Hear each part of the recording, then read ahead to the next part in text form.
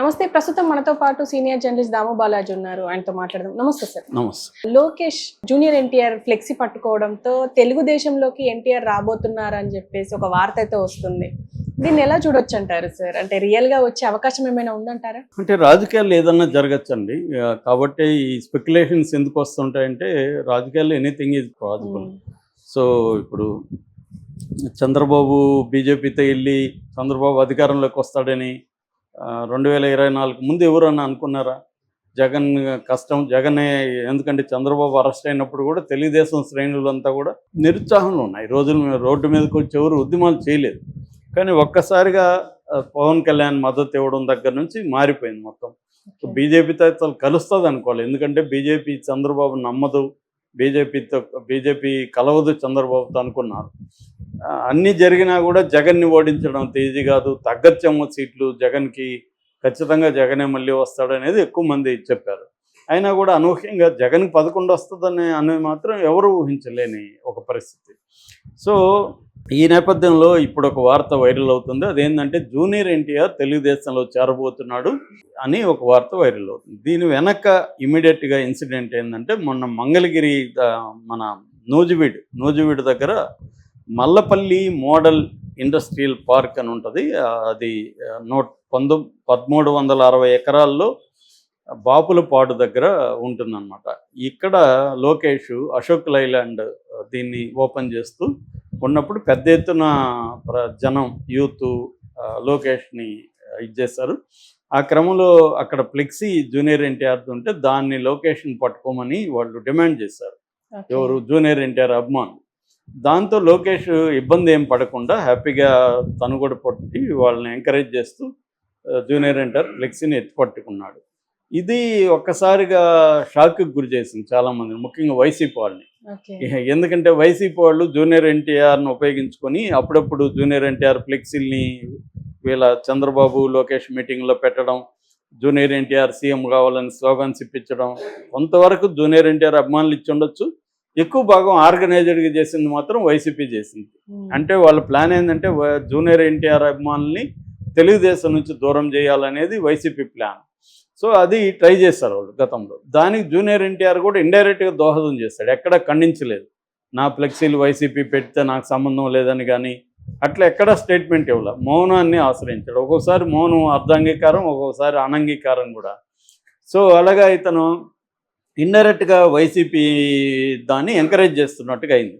అట్లాగే జూనియర్ ఎన్టీఆర్ 2009కి ముందు 2009 ఎలక్షన్లో చంద్రబాబుకి తరఫున తెలుగుదేశం తరఫున క్యాంపెయిన్ చేయడం అవన్నీ చేసిన తర్వాత ఒక్కసారిగా లోకేష్ రంగంలోకి దిగినాక చంద్రబాబు కూడా జూనియర్ ఎన్టీఆర్ని పక్కన పట్టేశాడు. చంద్రబాబు కాదు, ఏ రాజకీయ నాయకుడు తనకు అవసరం అయితే వాడుకుంటారు, పక్కన పెట్టేస్తారు. చంద్రబాబు ఇంకొంత దాంట్లో 4 ఆకలి ఎక్కువ చదివిన వ్యక్తి. ఎవరిని ఎప్పుడు ఎలా వాడుకోవాలనేది ఆయనకి తెలిసినట్టుగా ఎవరికి తెలియదు. అందరూ కూడా ఇదే చేయాలనుకుంటారు, ఆయన పర్ఫెక్ట్గా చేస్తాడు. అలాగే జూనియర్ ఎన్టీఆర్ని వాడుకొని పక్కన పెట్టేశాడు అనేది ఆయన పాయింట్ ఆఫ్ వ్యూ. ఆయన కరెక్టే, కొడుకు సీఎం కావాలనుకుంటాడు, కానీ జూనియర్ ఎన్టీఆర్ సీఎం కావాలని చంద్రబాబు ఎందుకు అనుకుంటాడు? ఎవరైనా ఎందుకు అనుకుంటారు? కాబట్టి ఆయన లోకేష్ కోసం ఇతనుంటే ఇబ్బంది, ఇతను డామినేట్ చేస్తాడు, ఇతనికి ఒక కరిష్మా ఉంది.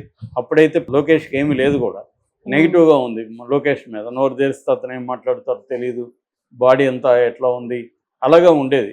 ఇతనేమో అనర్గళంగా ఉపన్యాసాలు వేయగలడు, ఆల్రెడీ ఎన్టీఆర్ రూపం ఉంది, పెద్ద ఎన్టీఆర్. కాబట్టి ఇవన్నీ ఆలోచించి చంద్రబాబు పక్కన పెట్టేశాడు. ఆయన పాయింట్ ఆఫ్ వ్యూలో పొలిటికల్గా అది కరెక్టే.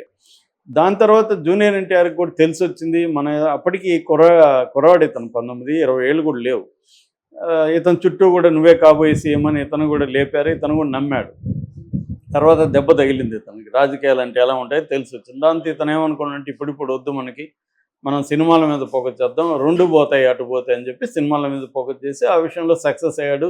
పాన్ ఇండియా స్టార్గా కూడా ఎదిగగలిగాడు. అయితే ఈ క్రమంలో అప్పుడప్పుడు చంద్రబాబు మళ్ళీ ట్రై చేస్తున్నాడు జూనియర్ ఎన్టీఆర్ని, అవసరమైనప్పుడు ట్రై చేస్తున్నాడు కొద్దిగా అట్లా లాగదామని. సో అందుకని ఎన్టీ రామారావు జయంతి వచ్చినప్పుడు కూడా పిలిచారు. కానీ జూనియర్ ఎన్టీఆర్ చాలా స్ట్రిక్ట్గా అస్సలు మనం వెళ్ళకూడదు, ఒక్కసారి ఏదో కారణం తెలితే చంద్రబాబు మనల్ని వాడుకునేస్తాడు, ఇది ఇవ్వకూడదని చెప్పి వాళ్ళ సిస్టరు హరికృష్ణ కూతురు సుహాసిని కంటెస్ట్ చేస్తే కూడా జూనియర్ ఎన్టీఆర్ కానీ కళ్యాణ్ రామ్ కానీ ఇద్దరు వెళ్ళలేదు. అక్కడి నుంచి స్ట్రిక్ట్గా ఉంటున్నారు వాళ్ళు, ఎక్కడికి వెళ్ళలేదు. చివరికి చంద్రబాబును అరెస్ట్ చేస్తే ఒక మోరల్ గ్రౌండ్ నుంచి కూడా జూనియర్ ఎన్టీఆర్ ఖండించకపోతే పోయాడు. కనీసం ఆ పెద్ద ఆయన్ని ఇబ్బందులు పెడుతున్నారనో లేకపోతే ఆయన్ని పరామర్శించడం ఒక కుటుంబంలో సభ్యుడిగా ఏదీ లేదు, ఒక ట్వీట్ లేదు, ఏదీ లేదు. సో దాంతో తెలుగుదేశం వాళ్ళంతా సీరియస్గా జూనియర్ ఎన్టీఆర్కి యాంటీగా మారడం, దీన్ని ఉపయోగించుకొని వైసీపీ జూనియర్ ఎన్టీఆర్ని ఉపయోగించుకోవడం జరిగింది. సో ఇది జూనియర్ ఎన్టీఆర్, తెలుగుదేశం, వైసీపీలో వైఖరులు. ఇక్కడ బీజేపీకి కూడా లాంగ్ టర్మ్ ప్లాన్ ఉంది. ప్రతి పొలిటికల్ పార్టీకి short term and long term, దీన్నే స్ట్రాటజీ అండ్ టాక్టిక్స్ అంటారు. లాంగ్ టర్మ్ ఉంటే స్ట్రాటజీ, షార్ట్ టర్మ్ ఉంటే టాక్టిక్స్ అంటారు. ఇది మిలిటరీ భాష నుంచి వచ్చింది. సో అలాగా బీజేపీకి స్ట్రాటజీ ఏంటంటే, ఆంధ్రప్రదేశ్లో చాలా బలహీనంగా ఉంది. సౌత్ ఇండియాలో కేరళ తర్వాత ఆంధ్రప్రదేశ్లో బలహీనంగా ఉంది. బలాన్ని పెంచుకోవాలంటే వాళ్ళకు ఒక ప్లాన్ వేస్తారు. అదేంటంటే కాపు కమ్మ కాంబినేషన్ కలుపుదామని. కాపు పవన్ కళ్యాణ్ వాళ్ళ కంట్రోల్లో ఉంటాడు, పవన్ కళ్యాణ్ సీఎంగా చేయడానికి వాళ్ళకి ఇబ్బంది లేదు.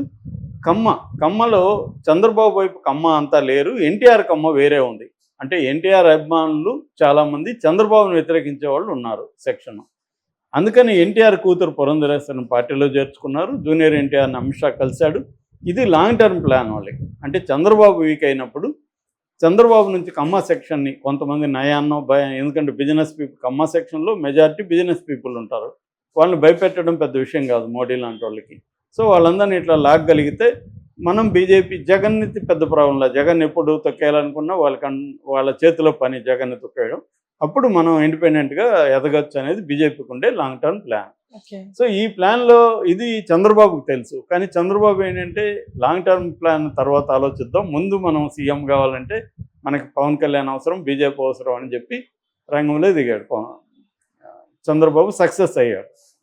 ఇప్పుడు ప్రాబ్లం ఏంటంటే చంద్రబాబుకి ఇప్పటివరకు సక్సెస్ అయ్యాడు అంటే టాక్టిక్స్ పనిచేసే స్ట్రాటజీ. లాంగ్ టర్మ్ ఏంటి, నెక్స్ట్ లోకేష్ని సీఎం చేయాలి. పవన్ కళ్యాణ్ చంద్రబాబు సీఎం అయితే ఓకే, కానీ పవన్ కళ్యాణ్కి లోకేష్ సీఎం అయితే పవన్ కళ్యాణ్ ఎందుకు సైలెంట్గా ఉంటాడు? కాబట్టి మనం పవన్ కళ్యాణ్ స్ట్రాటజీ గమనిస్తే అతను మాటికి చంద్రబాబు 10 ఏళ్ళు 20 ఏళ్ళు సీఎం అంటున్నాడు. అంటే లోకేష్ అవ్వద్దు అనేది అతని ఉద్దేశం. అంటే రేపు చంద్రబాబే 20 ఏళ్ళు ఉంటే అతను ఒప్పుకుంటాడా అంటే అది వేరే విషయం. ఇప్పుడు అతని స్ట్రాటజీ ఏంటంటే చంద్రబాబు సీఎం ఉండాలని అడిగిన అడగకపోయినా మాము చెప్పేస్తున్నాడు ప్రతిసారి. అతనికి ఏం అవసరం లేదు చంద్రబాబు 5 ఏళ్ళ 10 ఏళ్ళ పవన్ కళ్యాణ్కి ఎందుకు అంటే ఉద్దేశం లోకేష్ అవ్వకూడదని. పవన్ కళ్యాణ్ టార్గెట్ లోకేష్ని బ్రేక్ చేస్తే జగన్ని మనం చూసుకోవచ్చు అనేది, ఎందుకంటే మోడీ అండ ఉంటుంది కదా అనేది పవన్ కళ్యాణ్కి ఉండే ప్లాన్. సో ఇప్పుడు తెలుగుదేశం ఏం ఆలోచిస్తుంది, పవన్ కళ్యాణ్ని ఎలా కంట్రోల్ చేయాలనేది తెలుగుదేశం ముందున్న కర్తవ్యం. ముఖ్యంగా చంద్రబాబు ఈ 5 ఏళ్ళు, ఇప్పుడు ఆయనకు ఆల్రెడీ 76 ఏళ్ళు, 2029కి 80 దాకా వస్తాయి. అప్పటికి ఆయన ఎంతో కొంత వీక్ అయితే అవుతాడు. ఇంకొక 5 ఏళ్ళు యాక్టివ్గా ఉంటాడు అనుకుందాం, 85 వరకు ఉంటాడు. ఆ తర్వాత అయినా లోకేష్ని సీఎం చేయకపోతే లోకేష్ కూడా ముసలోడు అయిపోతాడుగా. సో లోకేష్ని సీఎం చేయాలి. లోకేష్ని తను యాక్టివ్గా ఉన్నప్పుడే సీఎం చేయగలిగితే ఇక్కడ ఎట్లాగా కేసీఆర్ అనుకున్నాడో అలాగే చంద్రబాబు కూడా అనుకునే అవకాశం ఉంది. సో దీంట్లో ఇప్పుడు పవన్ కళ్యాణే లోకేష్కి అపోజిషన్లో ఉంటాడు. దీన్ని ఎలా బ్రేక్ చేయాలనుకున్నప్పుడు ఒక వ్యూహం ఏంటంటే జూనియర్ ఎన్టీఆర్ని లాగడం పవన్ కళ్యాణ్కి ఆపోజిట్గా. రేపొద్దున జూనియర్ ఎన్టీఆర్ని డిప్యూటీ సీఎం పవన్ కళ్యాణ్కి ఇచ్చినప్పుడు జూనియర్ ఎన్టీఆర్కి ఇస్తే ఉంది లోకేష్ సీఎం, డిప్యూటీ సీఎంగా జూనియర్ ఎన్టీఆర్ ఉంటాడు. దానికి జూనియర్ ఎన్టీఆర్ని ఒప్పించాలి. జూనియర్ ఎన్టీఆర్కి కూడా పొలిటికల్ కెరీర్ కనుచూపు మేరలో కనబడలేదు. జూనియర్ ఎన్టీఆర్ కొత్త పార్టీ పెట్టినా ఇప్పుడు అక్కడ సాధించేది ఏమి ఉండదు. ఇంకెక్కడికి వెళ్ళగలడు, వైసీపీలోకి వెళ్ళలేడు. అతని బలం అంతా కూడా తెలుగుదేశం పెద్ద ఎన్టీఆరే బలం, వైసీపీలోకి ఎలా వెళ్తాడు? కాబట్టి అతనికి కూడా గత్యంతరం లేదు. అందుకనే స్ట్రాటజిక్గా మెల్లగా ఫోకస్ చేస్తూ వస్తున్నారు అని ఒక వార్త. ఇది అంటే ఇది నిజమా కాదా కానీ పాజిబుల్ అయితే పాజిబుల్. ఇంట్రెస్టింగ్ అయిన story, political story. Okay sir, thank you.